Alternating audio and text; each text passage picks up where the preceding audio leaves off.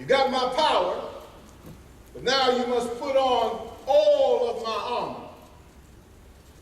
Don't be caught in the battle without all your gear. Because if you're caught without all of your gear, the enemy is not going to wait for you to go home and get ready. You better be ready to fight at all times. So the apostle says, put on the whole armor of God, that you might be able to stand. Notice what he says, put on the whole armor of God, that you may be able to stand against the wiles of the devil. In verse 13, wherefore take unto you the whole armor of God, that ye may be able to withstand in the evil day. And having done all, to stand. The word stand means to be set, to make oneself firm, and to be established as a Christian. God expects us to fight with his power and his strength. He expects for us to fight with the whole armor, to have your complete gear on, and he expects for us to make a stand. He expects for us to be firm. He expects for us to be established in our faith. Why? Because we're facing the wiles of the devil. Now, what does the word wiles of the devil mean?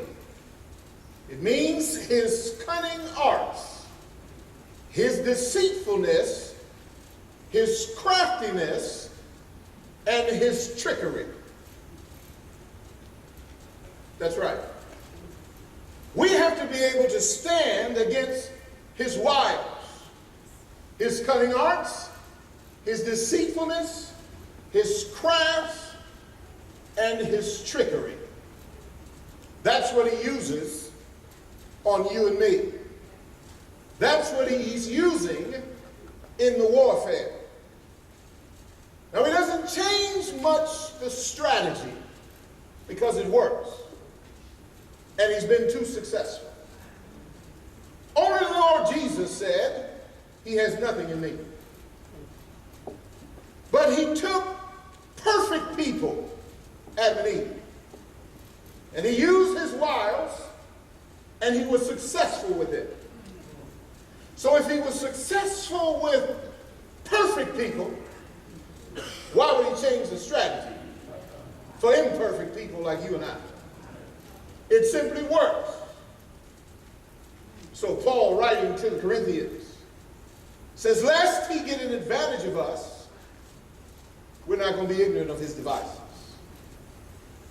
I'm not advocating that we study the black arts. I'm not advocating that we study demonology. That's not what I'm saying, unless we're doing it from a biblical perspective. There's some people I know who've taken this thought of, lest he get advantage of us, and they get so caught up in his devices that they go to the other side. I'm not advocating that. But we must know our enemy's tactics. Story is told of General Rommel, Germany.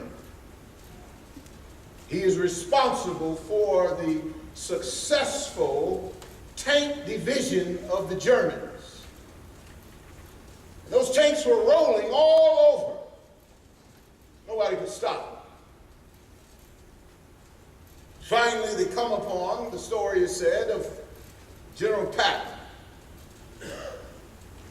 He was able to get to the point of turning them around. So they said that when the war was over and Patton was standing on one hill and Rommel was on the other, just tell me, how were you able to do it? Patton said, I read your manual. I read your book. That's exactly what God is saying to us. Read the manual. read the book, so that we might stand firm, that we might be established, that we might be able to sit down and not be defeated every single time.